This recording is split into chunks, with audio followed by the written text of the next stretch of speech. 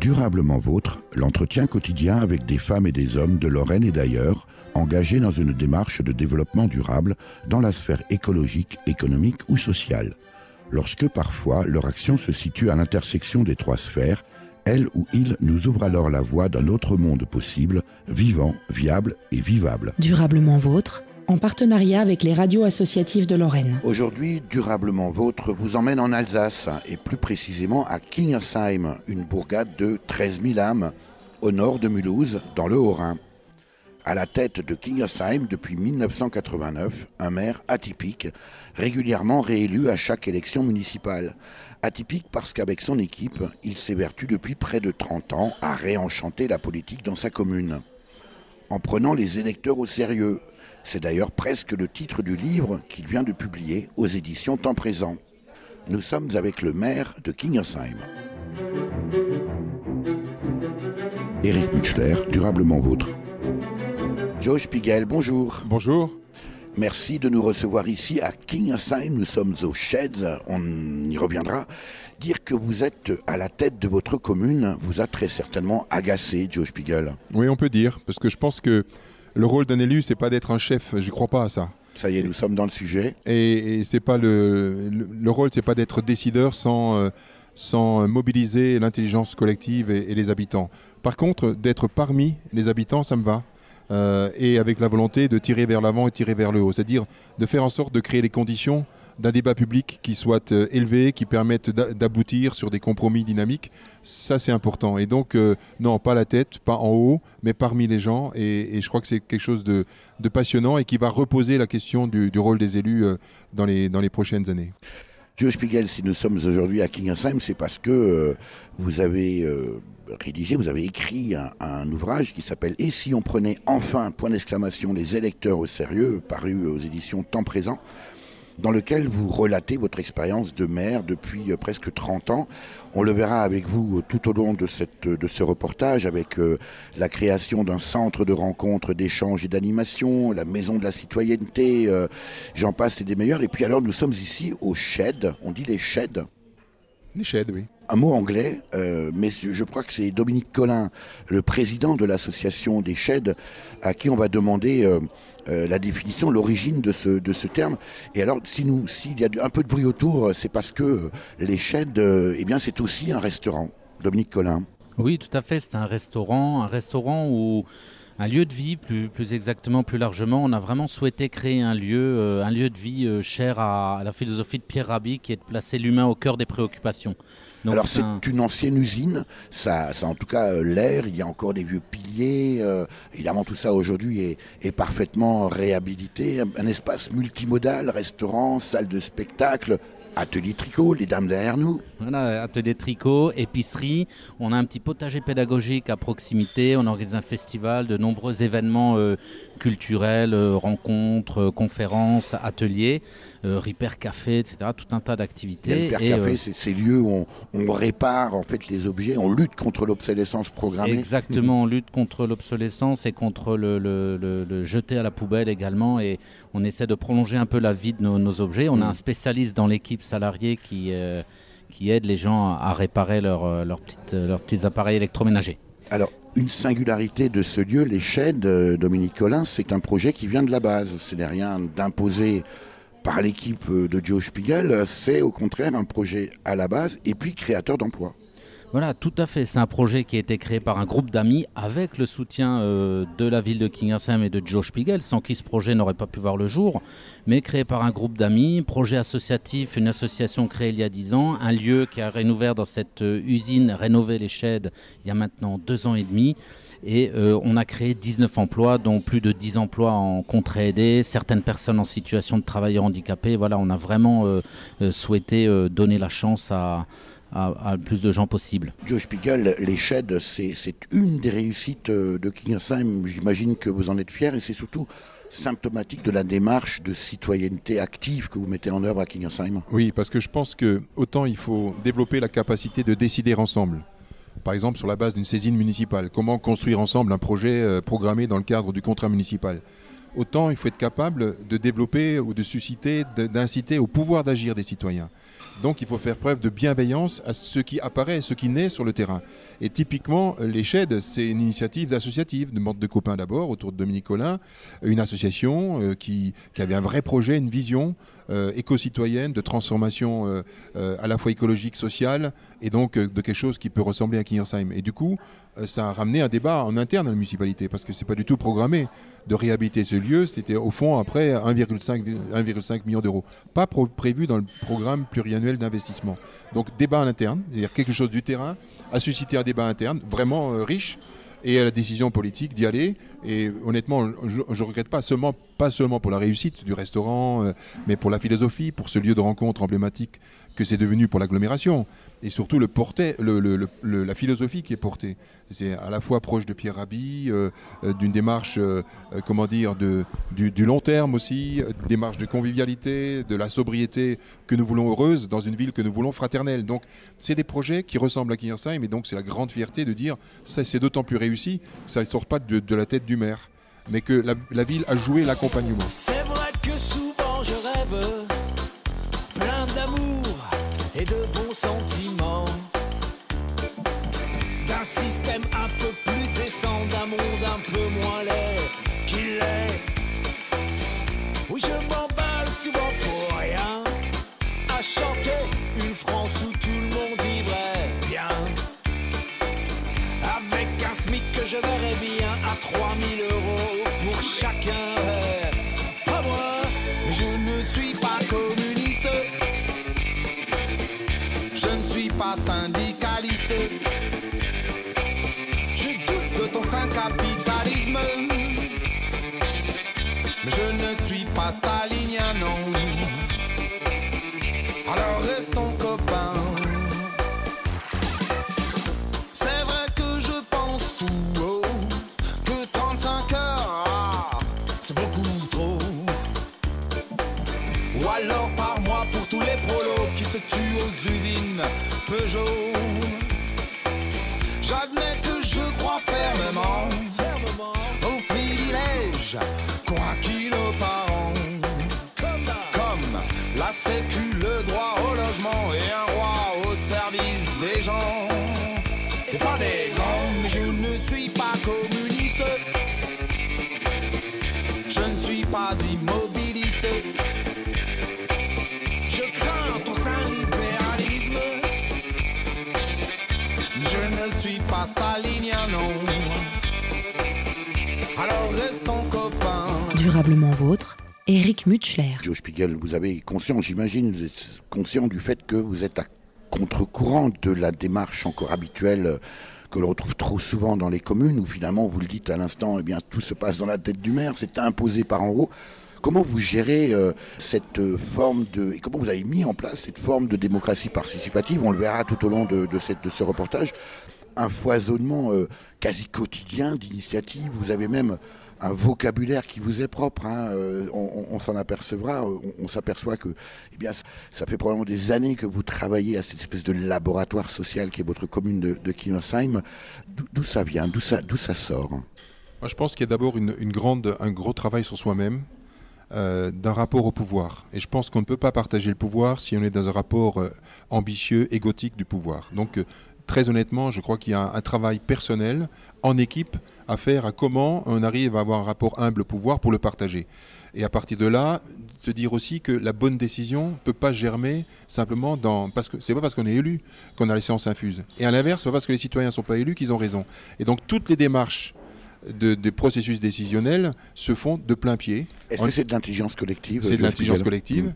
Et c'est l'intelligence collective parce qu'il faut prendre garde à faire appel à toutes les ressources de sens. Je parle bien de sens, de signification, de valeur, de ressources d'intelligence, d'expertise, de telle sorte qu'un projet est mûri par l'ensemble des partenaires. Et cette démarche de plein pied qui nécessite une démocratie lente, c'est-à-dire qu'elle va au fond du sujet, qui accepte les notions de complexité. C'est de la slow démocratie. C'est la slow démocratie, c'est-à-dire que l'inverse de ce qu'on voit, c'est-à-dire que la démocratie de celui qui gueule plus fort que l'autre, la démocratie de l'instinct et donc de l'instant, et donc c'est un travail de cheminement partagé. C'est aussi un travail de transformation sociale, parce que c'est en permettant à chacun d'être acteur, de développer sa propre vocation de citoyen, qu'on peut petit à petit, ici et maintenant, changer le monde. Vous parlez beaucoup, Joe Spiegel, de la remise en question de l'élu. Est-ce que ça ne nécessite pas aussi une certaine maturité de la part des électeurs que de précisément vouloir participer à la vie démocratique de la commune? Finalement, après tout, on est très bien chez soi à regarder la télé et puis laisser faire les élus, finalement, c'est leur boulot. C'est un vrai débat, mais je pense qu'il faut absolument, pour des raisons d'ailleurs de citoyenneté active, de raisons de respect des habitants et de leur potentiel, de faire un travail de transition entre une démocratie essentiellement électorale, partisane, providentielle, dormez braves gens, on fait à votre place, vers ce que j'appelle une démocratie construction, démocratie-construction, qui est une démocratie exigeante, qui se veut interactive tout au long du mandat. Et donc la vraie démocratie, elle est continue, elle est réelle. C'est dans l'intervalle des élections. Il faut arrêter de prendre les électeurs pour des imbéciles et les citoyens pour des ignorants. Donc je crois que c'est le sens de... Et donc une démarche édifiante. Comment permettre aux gens de passer du jeu légitime, affirmé, vers le nous collectif? Comment passer du particulier sur lequel viennent les habitants vers le général? Comment passer de l'immédiat, tout de suite, moi, maintenant, vers le long terme? C'est toute la question de la reconversion écologique qui ne se fait pas sans transition démocratique. Et donc pour ça, il faut passer d'un élu qui fait pour les habitants à un élu qui fait avec eux et qui sorte du face-à-face stérile, infantilisant pour un côte-à-côte productif, intelligent, collectif. Dominique Collin, je rappelle que vous êtes le président de l'association des Sheds. Avant de poursuivre la visite, on peut dire, de Kingersheim avec vous, Joe Spiegel, dont vous êtes le maire, Dominique Collin, j'aimerais que vous reveniez un petit peu rapidement... Revenir rapidement sur l'épicerie qui est juste là derrière nous, ouverte à tous évidemment, qui fait partie intégrante de cet espace, les Sheds. Voilà, l'épicerie fait effectivement partie intégrante des Sheds. L'ensemble des produits de l'épicerie sont des produits issus de l'agriculture biologique certifiée et, si possible, et autant que possible, des circuits courts. C'est le bio et local. C'est bio et local. Pour nous, l'un ne va pas sans l'autre. Et c'est également le cas pour le restaurant. Et c'est aussi le cas pour le marché paysan que nous accueillons dans ce restaurant tous les mercredis soirs. Oui, parce qu'il faut quand même préciser, Dominique Collin, que toutes les tables sont sur roulettes, que tout ça se déménage et que vous êtes capable, dans un même lieu, de faire restaurant. Derrière nous, les dames, le club tricot, mais Exactement. aussi ensuite aménager tout l'espace en salle de spectacle, et puis le marché paysan. Concerts, marché paysan, etc. C'est vraiment un lieu qu'on a créé, qu'on a rendu fonctionnel. Voilà. Et tout aussi est fait maison ici, et vraiment on a souhaité travailler sur l'alimentation, le respect de l'environnement et aussi le bien-être. On a tout un tas de produits dans l'épicerie autour du bien-être, des huiles essentielles, des eaux florales, etc. qui contribuent à une bonne alimentation et une bonne hygiène de vie également. Merci Dominique Collin. Joe Spiegel, vous proposez que nous allions au centre de rencontres, d'échanges et d'animation. C'est le CREA, une autre de ces créations. Le jeu de mots était facile mais s'imposait. De Kingersheim. Oui, le CREA a été mise en œuvre la deuxième année de notre premier mandat en 90 sur la base d'un constat, c'est que nous avons été élus ensemble Bougeons notre ville avec un désert culturel, pas d'activité pour les jeunes et nous avons mis la place de l'enfant au cœur du projet. Du coup, le CREA est devenu ce lieu absolument emblématique et qui a aussi au fur et à mesure construit un vrai projet magnifique qui est le Festival international Momix qui accueille des milliers de personnes ici dans une ville de 13 000 habitants. On en reparlera, on va ensemble. C'est à côté, on peut y aller à pied. À pied, à 2 minutes. Allez, on y va.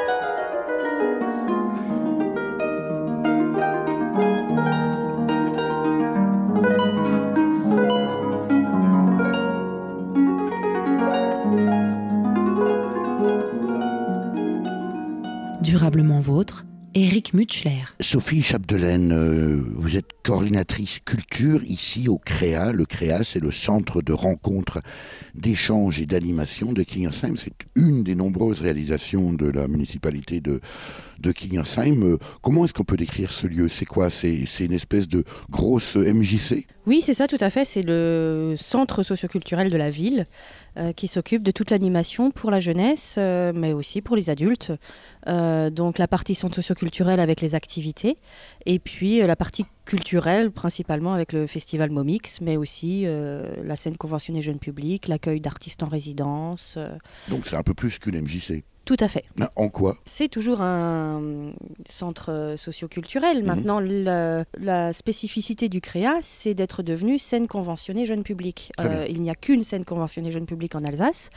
Et donc, nous sommes missionnés par l'État, en plus de la ville de Kingersheim, pour soutenir la production et la diffusion d'œuvres artistiques, notamment jeunes publics, principalement jeunes publics. Un bâtiment assez extraordinaire, déjà une ancienne façade, 19e, et puis avec un ajout, une transformation interne. Ici, nous sommes dans une grande salle à l'accueil avec une exposition. Qu'est-ce qu'on y fait aujourd'hui, ici à Kingersheim, dans cette grande salle, Sophie Chapdelaine? Oui, alors ce bâtiment, c'était en fait l'ancienne mairie-école de la ville de Kingersheim, qui a été complètement réhabilitée et agrandie pour pouvoir être au centre de la ville et proposer plein d'activités. Donc c'est vrai que là, dans ce hall qui nous sert de hall d'exposition, nous sommes maintenant dans l'exposition du PEDT, c'est-à-dire dans le cadre de la réforme des rythmes scolaires. La ville de Kingersheim a mis en place des actions d'éducation artistique sur le temps scolaire par des artistes en lien avec les professeurs pour développer des projets tout au long de l'année. Et le CREA coordonne toutes ces actions artistiques dans les classes. Donc là, en fin d'année scolaire, nous valorisons forcément toutes ces actions qui sont totalement invisibles aux parents et au grand public, puisque ça se passe dans les classes. Et donc, les enfants, sur une dizaine d'heures, vont participer à des ateliers de pratique artistique et en plus aller voir des spectacles en lien avec cette pratique, etc. Donc ici, nous pouvons voir différentes œuvres que les élèves ont fait de la maternelle jusqu'au CM2. Donc ça peut être des supports vidéo, des supports d'art plastique, du chant qu'on a montré en vidéo aussi. Voilà. Alors il se passe effectivement, Sophie Chapdelaine, beaucoup de choses ici au CREA de Kingersheim. Un bâtiment qui fait quoi, 3-4 étages, 3 au moins? On est sur 3 étages, sous-sol, rez-de-chaussée, premier. Donc là, c'est toutes les activités qui ont lieu au CREA. Et au deuxième étage, nous avons la médiathèque de la ville. Donc voilà, au niveau du CREA, on a l'école de théâtre avec beaucoup de cours de l'enfance jusqu'à l'adulte, plus une classe de conservatoire. On a aussi une école de musique. Alors là, si je ne m'abuse, on entend du violon. Oui, parce que ce que je disais, c'est qu'au CREA, on a donc une école de théâtre, une école de musique, une école de cirque et une école de danse. C'est plus une MJC, c'est clair. Ça a grandi au fur et à mesure des années. Et puis l'école de musique est très très importante au CREA. Donc on va écouter le son et puis on va aller se diriger vers une salle. J'entends le piano.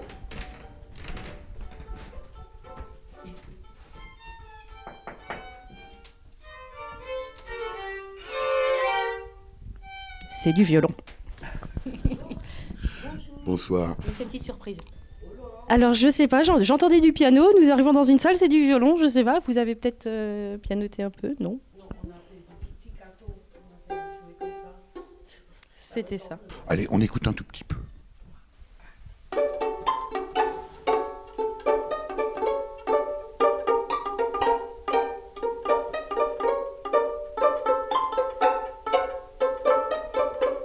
Durablement vôtre, Eric Mutschler.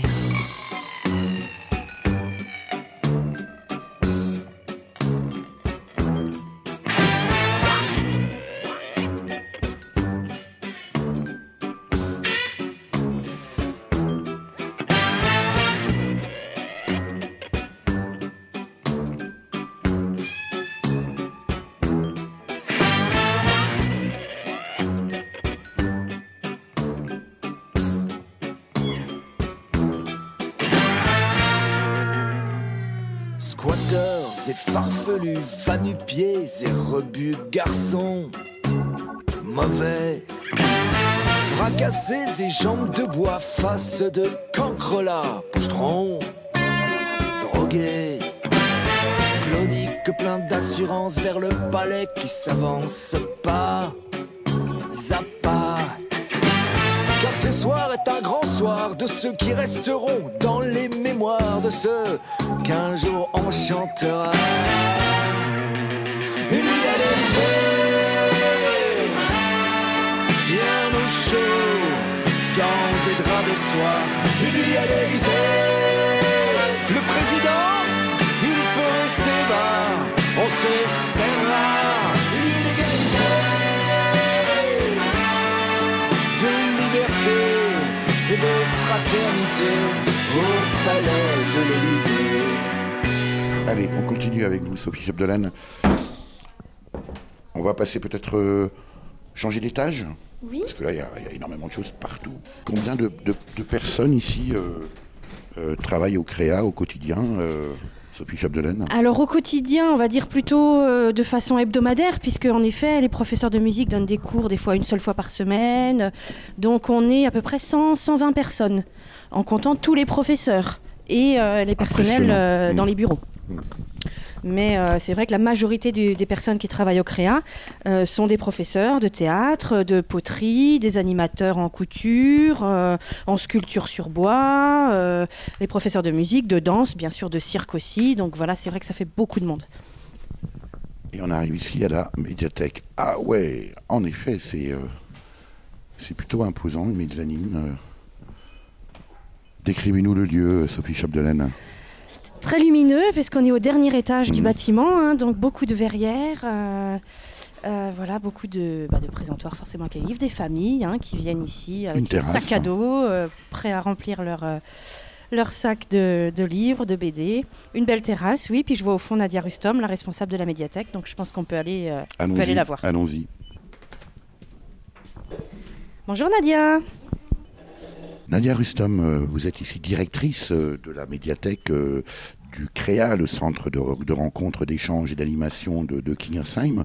Un lieu impressionnant, bien sûr on est dans une ville de 13 000 habitants, mais quand même belle prestation. Qu'est-ce qu'on trouve ici à la médiathèque? Alors je suis désolée de commencer par rectifier. Allez-y. La médiathèque c'est un service public, ce n'est pas la médiathèque du CREA. Très bien. Le CREA est une association. D'accord. Et effectivement, il y a une synergie dans ce bâtiment, puisqu'on est à la fois... Le CREA, c'est le bâtiment et c'est l'association. Donc nous, c'est vraiment un service public, c'est-à-dire que c'est un service municipal, que c'est une politique de la ville. Ça, c'est vraiment important à souligner. D'accord, je ne suis pas certain que les gens qui fréquentent la médiathèque fassent vraiment bien la différence. Toujours est-il que ce qu'ils viennent trouver ici, c'est quoi? C'est les livres, des DVD Oui, alors ils vont y trouver des romans policiers, des romans de science-fiction, des DVD, des CD, des livres et beaucoup de revues. Ils vont même pouvoir y emprunter des estampes, ce qui est assez rare dans les médiathèques. Il y a vraiment, sur 350 mètres carrés, on a vraiment beaucoup de choix ici. Pour une commune de 13 000 habitants, c'est une médiathèque que l'on trouve habituellement dans ce type de commune, ou est-ce que c'est un peu particulier ici à Kingersheim? Alors c'est un peu particulier, puisque pour une commune comme Kingersheim, on devrait avoir une bibliothèque beaucoup plus importante. Elle ne correspond pas vraiment aux normes. Il faut dire que cette médiathèque a une histoire un peu particulière. Elle était au départ une médiathèque uniquement réservée à la jeunesse. Et puis ensuite, donc pour la jeunesse, c'était déjà un bel établissement. Et puis ensuite, on a voulu ouvrir aux adultes, permettre aussi au plus grand nombre de la fréquenter. Et là, c'est devenu, effectivement, elle est devenue peut-être un peu petite. Bon, c'est un message à monsieur le maire, alors. Mais il le sait. Il le sait. Eh bien, justement, nous partons avec Joe Spiegel découvrir la maison de la citoyenneté. Merci, Nadia Rustom. Mais je vous en prie, avec plaisir. Merci aussi à Sophie Chapdelaine pour cette visite du CREA, le centre de rencontre, d'échange et d'animation de Kingersheim.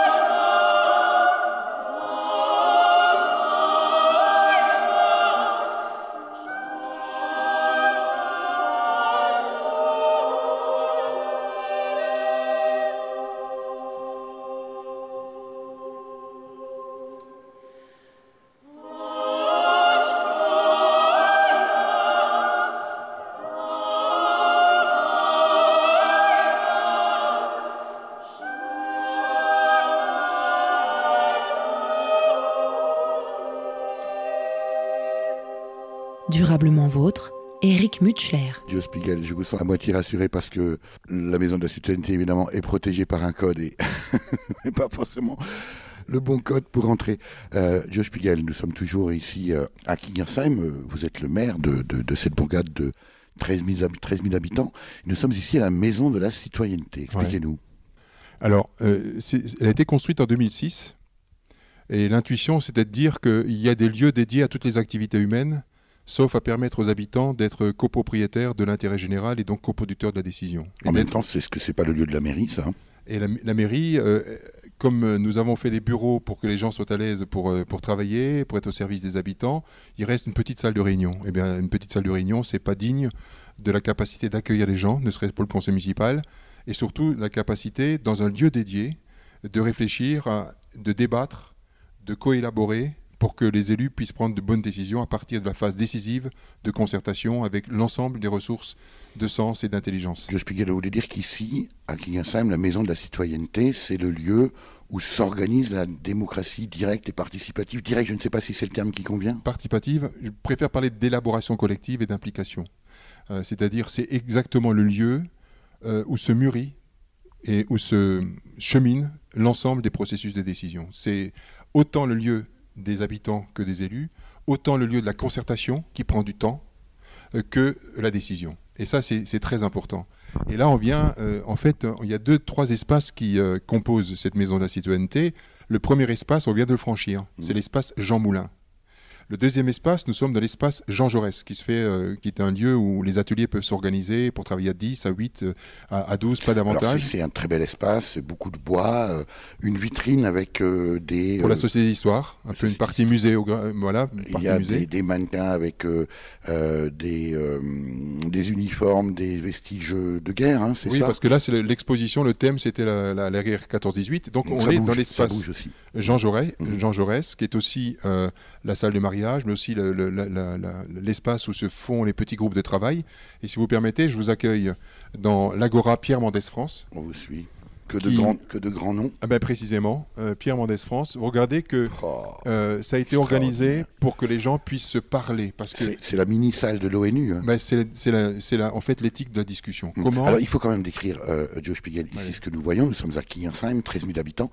Et en réalité, c'est une très belle salle avec des bureaux circulaires exactement comme aux Nations Unies, alors évidemment un peu plus petit, avec des micros. C'est un véritable petit parlement, mais non pas comme on le voit à l'Assemblée nationale avec une tribune. Tout est en cercle et ça rappelle évidemment le palabre africain, mais aussi dans les tribus ancestrales, la prise de décision collective. Exactement. C'est pas le face-à-face, c'est ça. Stérile, infantilisant. Vous observez d'ailleurs que lorsque je suis président du conseil municipal ou lorsque je préside le conseil communal de la démocratie, je suis en bas. C'est-à-dire que ça n'est pas au-dessus sur une tribune. Donc c'est très important. Et puis tout est organisé de telle sorte qu'on puisse se voir. Et j'ai demandé à l'architecte de faire en sorte que le son passe bien, qu'on soit de bonnes conditions. Comme il y a des bons stades pour pratiquer l'athlétisme, comme il y a de bonnes écoles pour accueillir les enfants, il doit y avoir des lieux dédiés où on a envie de débattre ensemble. De bons lieux de démocratie. Alors, il y a également au mur, Joe Spiegel, des citations. On va essayer d'en lire quelques-unes. La politique n'est pas tout, mais le politique est en tout. Emmanuel Mounier. C'est une de vos références, Emmanuel Mounier. Mounier, pour moi, le personnalisme, c'est pour moi très important. C'est de dire que la démocratie citoyenne vaut la démocratie électorale. Et que dans l'intervalle des élections, il faut arrêter de se moquer des gens. Il faut leur donner la possibilité d'être citoyens, c'est-à-dire partie prenante du bien commun. Ça, c'est Mounier. Et pour moi, c'est très important. Et puis, le grand Jean Jaurès, qui parle du courage, qui devrait être quand même la pierre angulaire de toute action politique. Le courage, c'est d'aller à l'idéal et de comprendre le réel. Vous comprenez que aller, pour moi, c'est cheminer ensemble. Comment, petitement, on essaie de travailler à un consentement progressif pour construire des compromis dynamiques. Est-ce qu'il y a d'autres Joe Spiegel en France ? Ah oui, il y a beaucoup d'élus qui se cherchent comme moi, parce que on est encore des analphabètes de la démocratie. On démarre seulement. Pour autant, Joe Spiegel, on se targue en France d'être les champions de la démocratie, le pays des droits de l'homme. Je crois que vous avez sur cette question-là un point de vue assez personnel.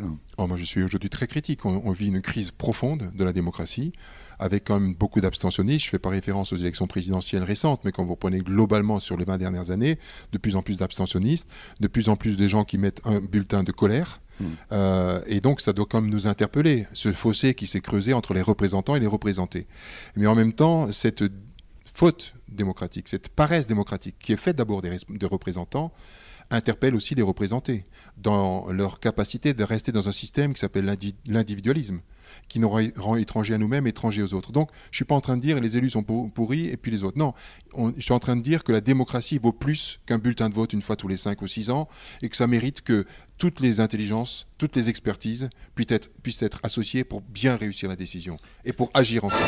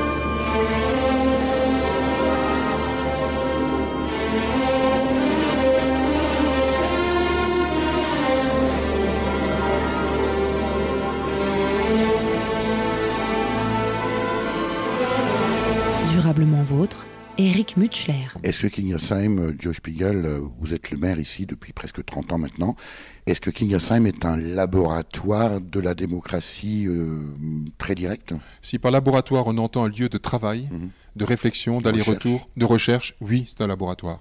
Si par laboratoire on dit c'est quelque chose d'emblématique, d'exemplaire, je dis non, parce que honnêtement j'ai appris depuis tant à être humble et modeste, mais je sais qu'on s'interroge. D'ailleurs, en octobre, on réunira ici, et sans doute à une dimension nationale, toutes celles et ceux qui s'interrogent la démocratie. Ça s'appelle les rencontres de l'interrogation démocratique.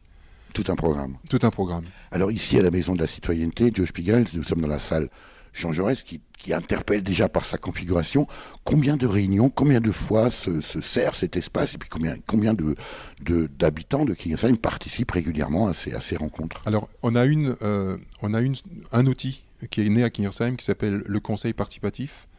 Ce sont les conseils participatifs pour chaque projet. Pour chaque projet, nous mettons en place une séquence qui commence par une information, un débat, puis on confie à un conseil participatif formé d'un collège d'habitants, d'un collège d'élus, d'un collège d'experts, d'un collège de personnes ressources extérieures, de travailler, d'approfondir le sujet. Un exemple, le dernier projet. Le parc des Gravières, programmé dans le cadre du contrat municipal, construit par les habitants pendant 2 ans.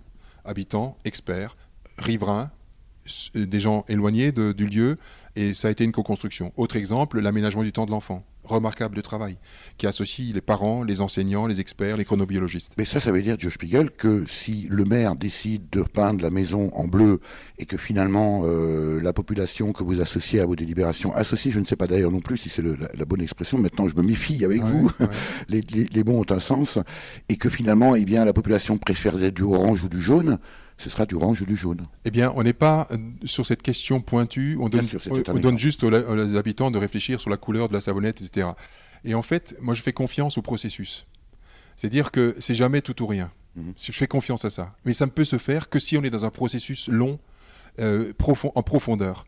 Et du coup, chacun y met du sien. En fait, pour moi, la démocratie d'élaboration, la démocratie construction dont je parle, c'est chacun y met du sien pour construire des compromis, qui n'a rien à voir avec des consensus mous qui se fait par les notables. En même temps, Joe Spiegel, est-ce qu'il n'y a pas aussi le risque que finalement des groupes ou du groupuscule, osons le terme, ou des individus, simplement, peut-être à une forte personnalité, prennent la main dans ce processus et s'imposent finalement par leur charisme, ou peut-être simplement le fait de parler plus fort que les autres?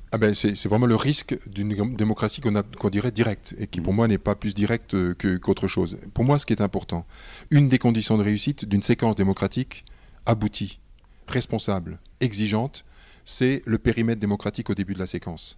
Et il doit être proposé par politique. C'est l'honneur du politique de dire quelles sont les contraintes qui sont devant nous, parce que si on laisse ouvert, on crée de la frustration. Donc, par exemple, l'aménagement du temps de l'enfant, j'ai dit à l'ensemble des membres du conseil participatif, 60 personnes, tout est ouvert, carte blanche. Par contre, il y a deux choses non négociables. C'est le périmètre démocratique. Je suis un élu de la République, j'applique la loi. Deuxième chose non négociable, c'est une réforme pour l'enfant et pas d'abord pour les enseignants, pour les parents et pour les lobbies touristiques. Quand vous avez dit ça, vous avez précisé le périmètre, vous avez immédiatement élevé le débat public, parce qu'après ça, il y a 2 minutes de silence. Mais la prise de conscience que le jeu que j'exprime est important, mais que le nous est plus essentiel parce que c'est la synthèse. Joe Spiegel, est-ce que le projet à Kingersheim, c'est finalement une commune anarchique? Je veux dire par là au sens étymologique du terme, c'est anarchique, c'est-à-dire sans pouvoir, au sens où finalement chacun des habitants, chacun des citoyens aurait suffisamment, chaque individu a conscience du tout. En tout cas, il est anarchique dans le processus et il est décisionnel dans la finale. C'est-à-dire qu'au fond, je n'oppose pas la démocratie de participation à la démocratie de représentation. D'ailleurs, si nous avons perdu la crédibilité au niveau de la représentation, c'est que nous n'avons jamais fait participer les habitants. Donc c'est la participation des habitants qui va réenchanter la politique. C'est le pari qui est le mien, en tout cas au niveau local en tout cas. Et donc il y a un processus anarchique au sens que quand je suis membre du conseil participatif, ma voix ne pèse pas plus que celle des autres. Mais quand je suis maire de la commune prendre la décision, c'est le conseil municipal qui décide. Comment expliquez-vous, Joe Spiegel, dans ces conditions de formation à la démocratie à Kingersheim, comment expliquez-vous au deuxième tour des élections présidentielles qui viennent de se terminer, eh bien néanmoins, certes, un vote majoritaire, mais pas si important que ça en faveur du candidat Macron, et puis malgré tout pas loin de la moitié en faveur du candidat Front National. C'est d'abord pour moi une grande souffrance, mais sans donner de jugement, sans me permettre d'être le gardien du temple. 2-3 réponses. Premier, le vote local n'est pas le vote national. Et il se trouve que dans notre commune, le vote est sans doute un des votes les plus inversés entre le national, c'est une sociologie qui vote plutôt à droite, et en notre faveur, pour une équipe progressiste, depuis 1989. Je m'en réjouis, ça veut dire qu'on arrive à rassembler au-delà des partis politiques et des sensibilités sur des valeurs que j'appelle métapolitiques. Un exemple, au lieu de parler d'insécurité, je parle de respect. Et ça rassemble tout le monde. Et là, c'est pragmatique. Et c'est en même temps une philosophie de respect pour tout le monde. Et quand il n'y a pas respect, il y a sanction, si possible immédiate, proportionnée, ce qui ne se fait pas, ce qui crée d'ailleurs de l'incivilité et qui ouvre les bras à ceux qui votent FN et qui votent la colère. Et troisième élément, c'est que le vote qu'on a vu au présidentiel, c'est un vote éminemment sociologique. On a vu d'ailleurs que les foyers qui sont beaucoup imposés votent plus proche de Macron que les gens qui se sentent déclassés, qui se sentent perdus, etc. Qu'ils habitent à Kingersheim ou ailleurs, c'est un vote purement sociologique.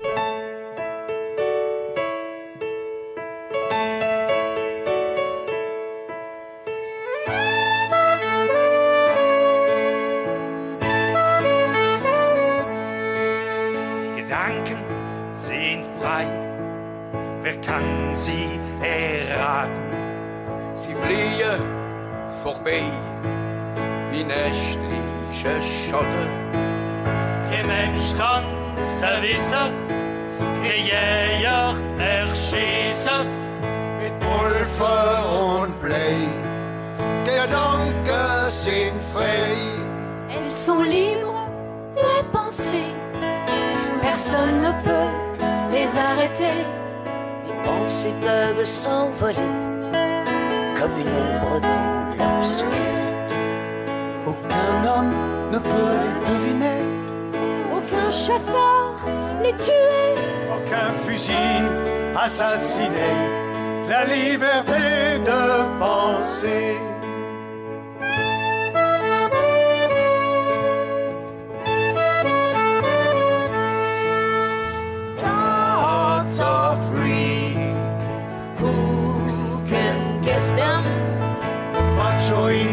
Silenzio con la mia convenienza.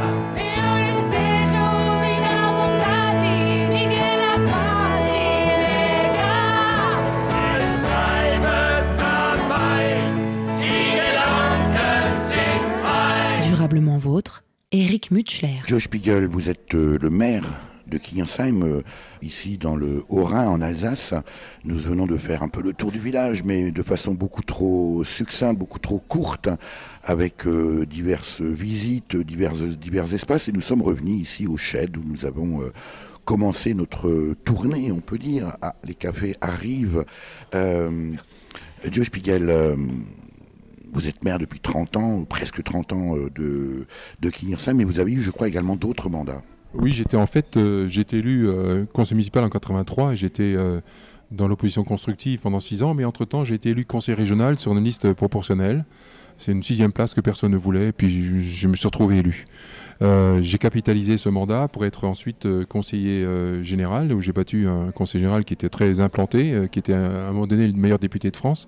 Et dans la foulée, on a gagné la mairie de Kingersheim en 89, et j'ai toujours été réélu au premier tour dans la commune et toujours réélu dans le canton, dans un canton qui politiquement est plutôt très à droite. Donc là aussi, ça confirme l'idée que je pense que les gens ont besoin d'élus authentiques, qui sont sur des valeurs qui sont parfois pas tellement dissemblables d'un camp politique à un autre, et qui a vocation de rassembler et d'aller au cœur du sujet, de ne pas raconter de bêtises en fait, d'être toujours dans la congruence, dire ce qu'on fait et faire ce qu'on dit. Pour autant, Joe Spiegel, vous n'êtes pas un professionnel de la politique, vous n'en vivez pas. Quel est votre propre parcours professionnel ? Alors j'ai réussi un bac littéraire, et quand j'ai préparé mon diplôme, le CAPES de prof d'éducation physique et sportive, on est passé par une année absolument intense, passionnante, difficile. À l'époque, ça s'appelait le P1, c'est-à-dire les élèves professeurs étaient pendant 1 an internes dans un lycée, et on a appris la psycho, les cours d'anat sur les 2 premières années de médecine, plus la physiologie, et ensuite des concours très sélectifs à la fin de ces premières années. Je suis rentré dernier dans la promotion, je suis sorti premier de cette promotion. C'est pas pour me vanter, mais pour moi, ça a été un moment incroyable où j'ai pris confiance en moi-même en fait. Si un message j'ai envie de faire passer aux jeunes, c'est prenez confiance en vous. Chacun d'entre vous êtes utile. Chacun est singulier et unique au monde. Et il faut que chacun prenne confiance de soi. Moi, ça a été le point de départ de tout le reste. Joe Spiegel, à quoi vous tournez ? On a même eu du mal, le peu de temps que nous avons passé malheureusement avec vous, parce que c'est trop court ici à Kingersheim, on s'aperçoit qu'il y a une foultitude, vous êtes un inventeur constant d'une créativité sociale, j'allais dire. Vous marchez à quoi ?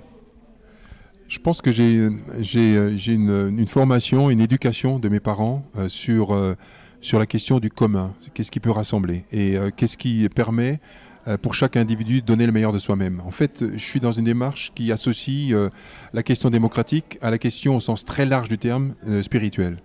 C'est-à-dire la capacité de donner le meilleur de soi-même. C'est-à-dire quelque part quelque chose qui nous dépasse. Mounier disait que l'homme ne s'atteint que s'il vise au-dessus de lui.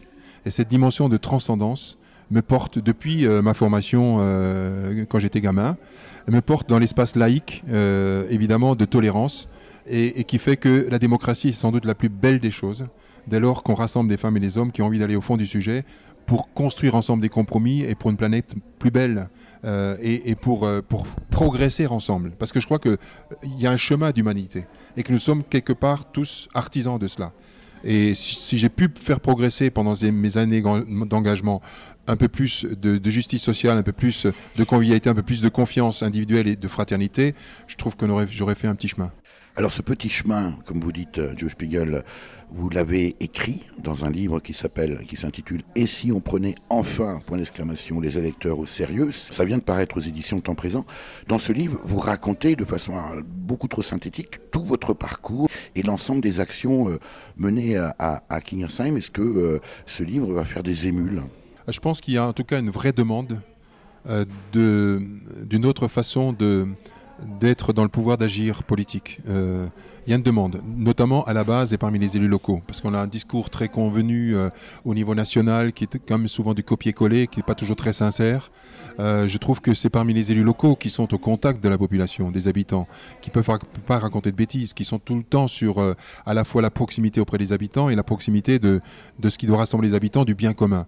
Je pense qu'il y a une demande et on est en chemin de changer complètement les choses. Comment passer d'une démocratie providentielle depuis en haut vers une démocratie culture partagée, responsabilisante. Comment éviter les boulevards d'irresponsabilité dans lesquels on fige les habitants, dans une forme d'assistanat civique, une sorte de lien objectif entre le notable qui décide en haut et le yak à faucon dans lequel on laisse les habitants. Eh bien, je crois qu'il faut restaurer la dignité de chaque personne, d'être capable d'intervenir dans l'espace public. L'invité de Durablement Vôtre, coup de gueule ou coup de cœur? Joe Spiegel, lorsqu'on est comme vous, maire d'une commune de 13 000 habitants depuis près de 30 ans, je rappelle que nous sommes à Kingersheim, en Alsace, dans le Haut-Rhin, près de Mulhouse, j'imagine qu'il y a des hauts et des bas. Alors, coup de cœur ou coup de gueule? J'ai envie de porter un coup de gueule contre celles et ceux qui font leur métier d'instrumentaliser les peurs et les colères. Je crois qu'il n'y a pas plus facile que ça. Et la proposition, l'offre démocratique qui est la nôtre, c'est pas de réfréner la colère. C'est qu'elle puisse s'exprimer, mais avec un débouché derrière. C'est-à-dire que donner de l'espérance aux gens, c'est dire oui, il y a de l'indignation. C'est une culture politique majeure. Et quand on ne peut plus s'indigner, alors à quoi bon? Et c'est souvent le point de vue des politiques qui ne s'indignent plus parce qu'ils sont dans la machine. C'est l'invitation de Stéphane Hessel, indignez-vous. Voilà, et ça marchait. Par contre, après, il a sorti un deuxième bouquin qui a moins bien marché, c'est Engagez-vous. Et l'engagement, c'est le principe de réalité. Et entre les deux, il y a aussi une autre culture qui est importante, qui est une force, qui est un atout dans notre pays, créatif, imaginatif, c'est la culture de l'utopie. Cette culture, il faut la fertiliser. Et mon point de vue, c'est de dire que, et je vois trop, depuis que je suis en situation de responsabilité, combien on ne peut pas évacuer chez les habitants la question de la complexité, la question de l'altérité. Prendre une décision, c'est pas pour sa pomme, c'est pour l'ensemble. Tout sujet est complexe. Faire croire que par des solutions simplistes, c'est juste se moquer des gens, et c'est souvent les gens les plus touchés, les plus torturés, les plus qui se sentent oubliés, que ça marche parce qu'ils n'ont plus que ce bulletin de colère. Et l'offre qui est la mienne, c'est de dire qu'une vraie décision, une démocratie aboutie, c'est de fertiliser ces trois cultures. La culture de l'indignation, la culture de l'utopie et la culture de l'engagement basée sur le principe de réalité. Et précisément parce que notre pays est un pays de spécialistes. Aux uns l'utopie et les beaux bouquins, aux autres l'indignation est que la rue, et aux autres la décision est jamais d'indignation ni d'utopie, qu'on n'arrive pas à progresser. Et donc la maison de citoyenneté, c'est ce lieu où je veux fertiliser ces trois cultures. Donc c'est à la fois un coup de gueule, mais aussi un coup d'espérance, parce que je crois qu'il faut ne pas prendre les gens pour des imbéciles et dire qu'ils ont en eux une capacité de cheminer vers ce qui est difficile. Pour terminer, je pense pouvoir dire que toute séquence démocratique est une épreuve. Parce qu'il y a trois mots, il y a le commun, et c'est pas l'addition des envies ni la sommation des égoïsmes, c'est la transcendance, dépasser le quant à soi, et puis c'est la limite. C'est-à-dire que tout processus démocratique, tout processus de décision, personnel ou public, a une limite. C'est quand un candidat disait en 2007 que tout est possible, c'est le déni de la démocratie. Quand on a compris ces trois choses-là, alors on peut passionnément s'engager dans un chemin qui consiste à travailler au mieux possible pour prendre la meilleure décision, la décision la plus féconde possible dans l'intérêt général et pour le bien commun. Joe Spiegel, je voulais juste préciser que nous sommes ici au Shed, un espace associatif que nous avons présenté en début d'entretien, et que eh bien, les rires qu'on entendait pendant votre propos ne sont absolument pas en lien avec le contenu même de votre propos. Ce sont tout simplement les dames qui participent au club tricot, voilà, qui elles sont présentes, elles se font entendre, et puis nous sommes là à tabler pour terminer avec vous cet entretien. Joe Spiegel, ce que vous évoquez là, c'est quelque part un peu le paradis terrestre. Combien de générations nous faudra-t-il encore pour arriver à la mise en place réelle, concrète, et cette maturité citoyenne, voire concitoyenne? Il faudra beaucoup de temps, il ne faut pas le nier. Il y aura des étapes, il y a des choses qui vont être déterminantes, il y a des mesures basculantes, il y a des comportements basculants qui vont montrer qu'en réalité, la démocratie d'élaboration, c'est de mettre la responsabilité dans l'espace public, et donc de la solidarité dans l'espace public. Il faut sortir, parce qu'en fait, autant l'invention du scrutin des élections a été un moment historique à l'aune de l'humanité, autant on se rend compte qu'aujourd'hui ça ne suffit plus. Le bulletin de vote une fois tous les 5 ou 6 ans, franchement, compte tenu de la complexité du monde, comment peut-on imaginer qu'on confie à une personne providentielle de conduire des changements? C'est juste pendant 5 ans. Pendant 5 ans, mais oui, ou un gouvernement, ça ne marche pas. Donc il faut inventer, il faut être dans l'inventivité démocratique, dans l'esprit de la République, c'est-à-dire de construire du commun, de l'intérêt général. Vous êtes confiant? plutôt confiant, mais parfois j'ai des moments de doute et parfois je ne le cache pas, de désespérance. Mais finalement, je fais confiance à l'homme pour avancer. Au-delà, d'ailleurs, toute l'histoire de notre pays montre que finalement c'est toujours le plus beau qui sort de tout cela. Merci infiniment, Joe Spiegel, pour cet entretien. Merci à vous, Eric. Très heureux d'avoir fait votre rencontre. Et écoutez, c'est un plaisir partagé, puis je pense qu'on reviendra ici à Kingersheim, voir un peu comment ça évolue, et puis vous ne serez plus maire, puisque vous ne vous représenterez pas aux prochaines élections, mais voilà, voir comment ce laboratoire de Kingersheim évolue. Je rappelle que pour l'instant, toujours, vous êtes le maire de Kingersheim dans le Haut-Rhin, en Alsace. Votre dernier livre s'intitule « Et si on prenait enfin les électeurs au sérieux » qui vient de paraître aux éditions Temps Présent. Vous êtes également membre fondateur du mouvement Pacte Civique. Pour en savoir plus sur ce mouvement, rendez-vous sur le site pactecivique.org et sur la commune de Kingersheim sur le site kingersheim.fr. Vous avez pu écouter des extraits de « Je ne suis pas communiste » par le groupe mulhousien Philos, ici avec Henri Stéphane. Veltava, deuxième poème symphonique, aussi appelé Die Moldau, c'est le plus célèbre du cycle Ma Vlast, Ma Patrie, qui en compte 6, du compositeur tchèque Bedřich Smetana, interprété ici par la harpiste Claire Iselin, également mulhousienne. Une nuit à l'Élysée par le groupe Philos, déjà cité. La musique du film Ben-Hur, réalisé par William Wyler, est sorti en 1959, encore un mulhousien de son vrai nom, Wilhelm Weiler. Des polyphonies arméniennes par les voix de Strauss sous la direction de Catherine Bolzinger. Et enfin une adaptation de la chanson allemande Die Gedanken sind frei, Les pensées sont libres, musique et paroles anonymes du début du XVIIIe siècle, reprise ici par un collectif d'artistes alsaciens contre l'attentat de Charlie Hebdo. Vous pouvez réécouter cette émission et toutes les précédentes sur durablementvôtre.fr.